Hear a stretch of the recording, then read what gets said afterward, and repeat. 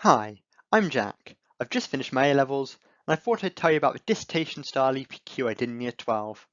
I got an A star for my EPQ, and hopefully this series will help you get one too. So hopefully by this point in the series you have a title, done most of your research, and have a plan for the structure of your essay.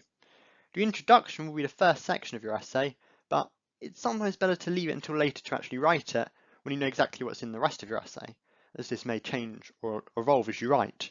You can always write a tentative introduction that you would expand on later though.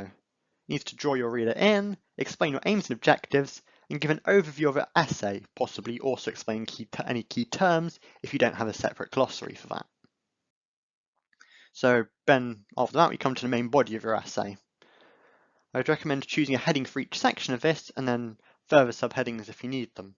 These give your essay, coherence and help guide your reader through it. If you use the heading format for them in the styles box in the home tab of Word, it will make it very easy to create a contents page later on. So when starting the first section of your essay, you need to really think about the tone of your writing. An EPQ is a research-based piece of writing that should be formal, objective, and concise, and written in an academic style. It's definitely worth looking back at some of the journal articles you've probably read and thinking about the style they are written in, as it might well be very different from anything you've actually written up to this point. You can forget everything you learnt in GCSE English language, as stuff like alliteration, emotive language, and all the other things used for opinion pieces are not required here. I've attached a copy of my EPQ in the description, so you can take a look at it to get the idea of the style of writing you'll need. The first section of your essay will probably be the most research-based to give a good background to your subject.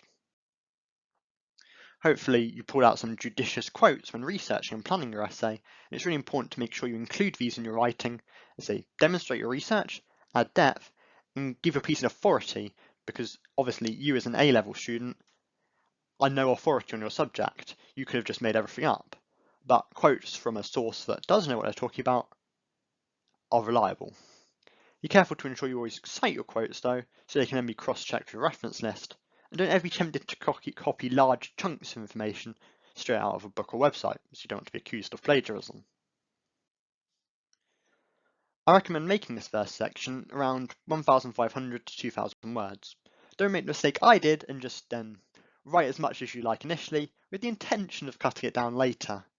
Cutting down the word count is actually a lot harder than you'd think, because you don't really want to get rid of any of your hard work, the stuff you've written.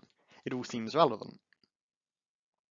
So when doing your research and planning, hopefully you note down all the referencing details, including the title, author, publisher, and date published if it's a book or an article, or the date accessed in the URL for a website. It's definitely worth filling out your reference page as you go, as it's much easier than trying to do it all at the end of your essay when you've got to find everything in that mess.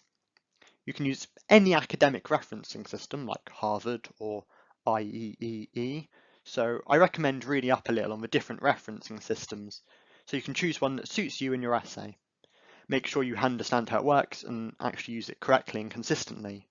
I used IEEE as it seemed fairly easy to cite with, and it's commonly used in computer science, engineering, and other technical subjects, which my EPQ topic was relevant to. On sections 2 and 3, sections 2 and 3 might be more discussion-based, discussing and evaluating both sides of your total question. However, they still need to be written in the same academic style, and you can use quotes here to support both sides of the argument, but should avoid coming down on one side or the other just yet. Save that for your conclusion. These sections I would again recommend being as 1,500 to 2,000 words, depending on whether you sort of merge sections 2 and 3 or have them separately. So by this point, you've got the main body of your essay written, hopefully. So you're ready to take a look back at your introduction and see if it still works with the main body of your essay.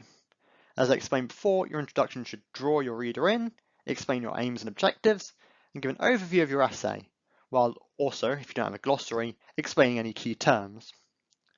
And obviously this is easier to do once you've actually written your essay. So I'd limit it to 150 to 250 words, if you can, to keep it concise and give you more words for the main body of your essay. Alright, your conclusion. So in your conclusion, you'll try to answer the question asked in your title by summarising the arguments for each side, and then coming down on one side or the other. This shouldn't be based on your personal feelings or preferences. It should be unbiased, objective, and based on the facts you've laid out in your previous sections. I'd recommend between 250 and 500 words for your conclusion. Mine is actually a little short, as I ran out of words in my word count, but ideally I'd definitely make this section longer than I did. So, once you've written your essay and checked through it carefully, you can start putting the project together. First, we need a title page. Now, in Word, this is as simple as going to the Insert tab, selecting Cover Page, and then picking a page style that you like. Then you'll need to add a contents page. So if you click on the References tab and select one of the automatic tables from the Table of Contents box, if you've used the headings format, as I've suggested earlier, when writing your titles, headings, and subheadings, Word will be automatically able to complete your contents table. If it doesn't automatically complete your contents table, click on the contents table, then select Update Table. Word will automatically put page numbers in the contents box for any titles that you've used with the headings styles, but you will still need to number each of the pages in your essay. You can do this by going to the Insert tab, selecting Page Number in the header and footer box, and then choosing a position for the page number that you like. I chose bottom of page and plain number 2.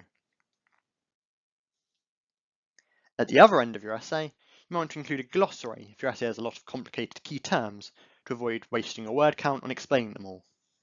You can simply list the terms in alphabetical order or the order they come up in one column, and give a definition or explanation in the other column.